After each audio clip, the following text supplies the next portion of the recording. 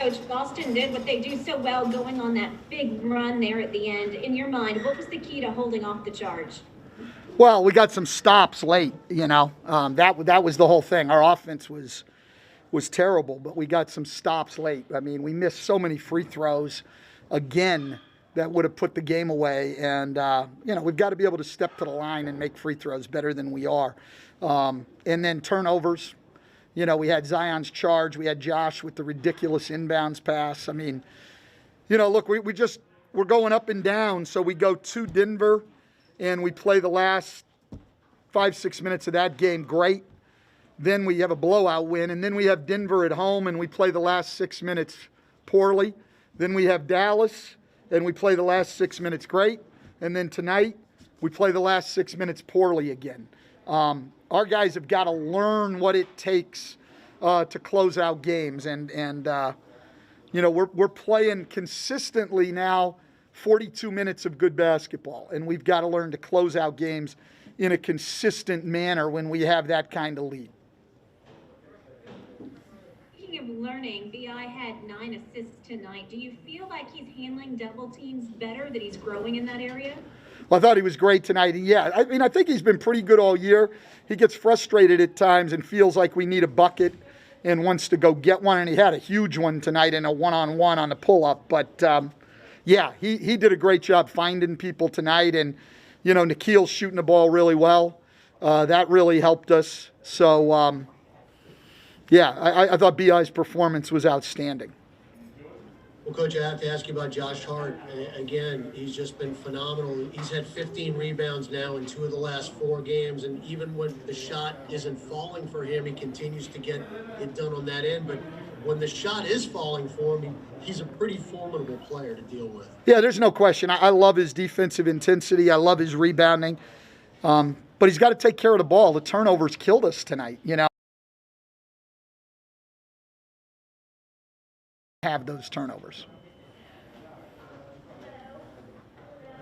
And Coach, also you were able to close the first 3 quarters out. I know what happened in the fourth, but in the first 3 quarters, you went on big runs to end each of those quarters, and that really helped keep a little separation between yourself and the Celtics. They weren't able to make those runs at the end of the quarters. Well, you know, their game plan was obviously to just pack the paint on Zion and Brandon, and there were shots open for people, and we shot the ball well. So that's what you have to do against that. I mean, they were really coming 5 guys into the paint. So our guys stepped up and made shots tonight.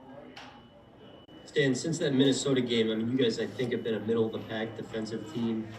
Just what are you seeing from your guys in terms of your understanding of the effort and focus you need to bring on defense every night? I thought the defense down the stretch was really good. I thought, you know, we really fought hard.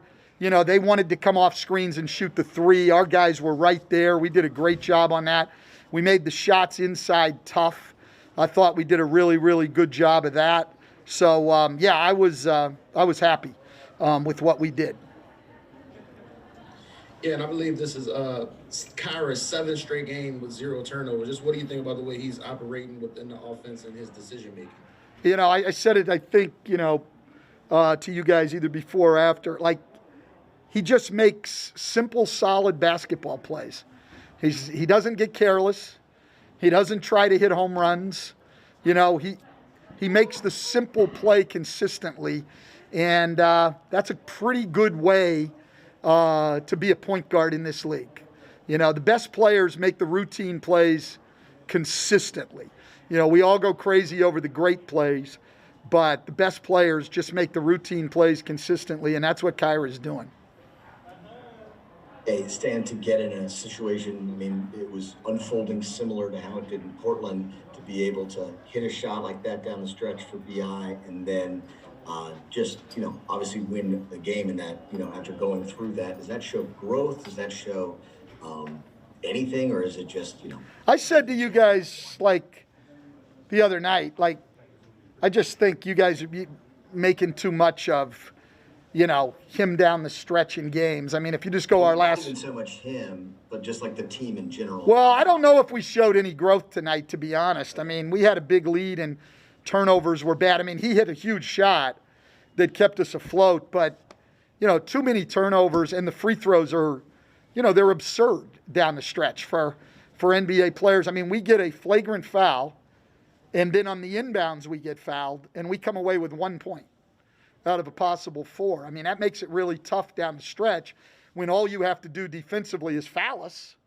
I mean, we've got to be able to step to the line and shoot free throws better than this. Hey Stan, I'm gonna bring up the Brandon clutch numbers, but bear with me for a second. I just want to put it in some context real quick. I know you said the other night it was you could pull 79 minutes from any player and point out the bad numbers. His fourth quarter numbers as a whole this year, 280, 300 minutes. His percentages are down. He's shooting 42, 33 from 3. Do you think he's putting too much pressure on himself? Because it seems like in the Denver game and in tonight, he felt it seems like there's a corner being turned because he can see Zion kind of getting his shots and getting the offense in a rhythm, whereas he can kind of settle down a little bit more. Again, I don't think there's any problem. I mean, I don't think the guy has any trouble with pressure or anything else. I do think, right, that, he's a little more, I mean, first of all, percentages go down in the fourth quarter, right? They go down.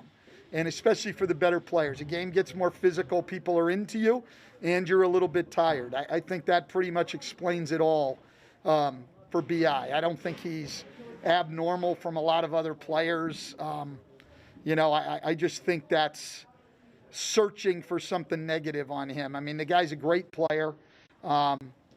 He did a great job down the stretch at Denver. He did a great job tonight. There's other games where he misses shots. I don't see him missing badly. I don't see him afraid to shoot the ball. I just don't see the problem. You guys can write whatever you want. I don't see the problem. To that, I'm going back to what you said earlier about him putting pressure on himself in certain situations, and he was able to come through tonight. That's what I'm trying to. Yeah, well, I mean, he does put pressure on himself to the point he gets upset at himself. I don't think it affects him on the floor. I just think, after the game, like after that Denver game, with the 2 threes he missed and the 1 17-footer and the drive, he gets really, really upset at himself and takes that hard. But I also think it drives him to be better. And that was a big-time shot where we didn't execute what we were supposed to execute on that play, and he went and made a play. That's what great players do. Thanks.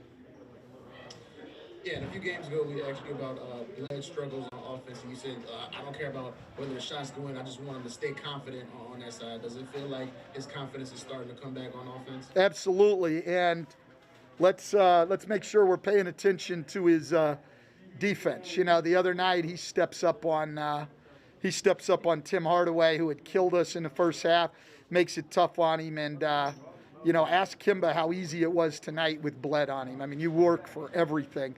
Bled's killing it defensively. So, listen, every player in this league is going to go through stretches, and that's happened to him. But, yeah, I think he's playing really, really well right now, and he's a huge part of us winning these games lately.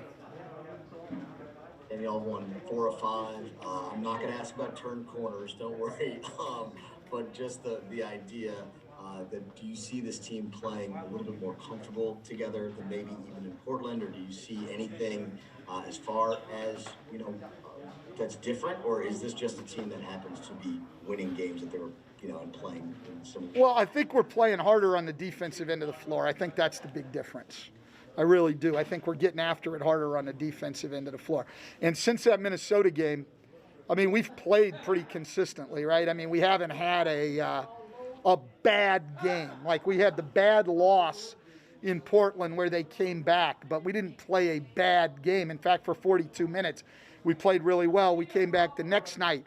We played a damn good, hard-fought, competitive game where we defended. We've done that straight out right now. So our guys are gaining more consistency in their approach and their toughness and everything else. We're not coming with those games where it's just easy for other teams. So that's not turning a corner, because as soon as we get away from that and go back to just trying to play offense, we'll be right back to where we were before. All right. Thank you, Coach. Appreciate it. All right. Thanks, Dan.